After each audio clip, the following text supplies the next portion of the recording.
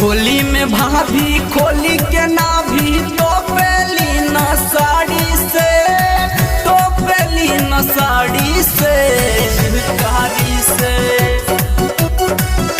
कारी से। होली में भाभी खोली के नाभी तो पेली न साड़ी से, अरे तो पेली न साड़ी से, खोदली समान रेडीमेड पिचकारी से, खोदली समान रेडीमेड पिचकारी से। होली में भाभी खोली के नाभी तो पेली न साड़ी से, तो पेली न साड़ी से, खोदली समान रेडीमेड पिचकारी से, खोदली समान रेडीमेड पिचकारी से।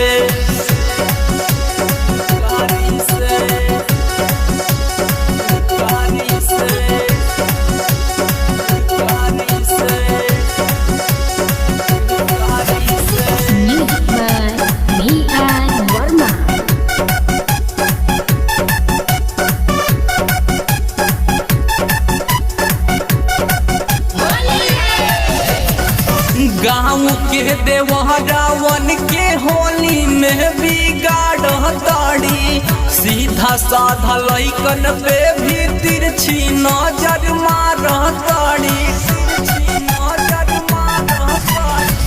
गाँव के देवहरावन के होली में बिगाड़ ताड़ी, सीधा साधा लइकन पे भी तिरछी नजर मार ताड़ी। लै के रंगवा रगड़े लियंगवा अपने बारी बारी से, अपने बारी बारी से, खोदली समान रेडीमेड पिचकारी से, खोदली समान रेडीमेड पिचकारी से।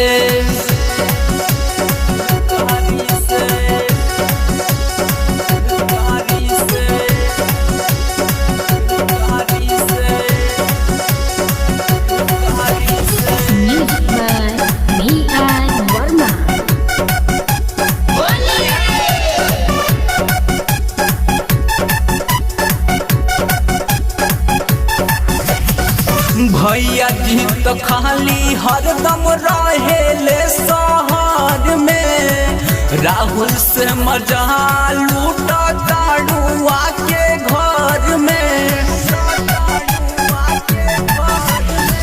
भैया जी तो खाली हरदम रहेले शहर में, राहुल जी से मजा लूटा ताड़ुआ के घर में।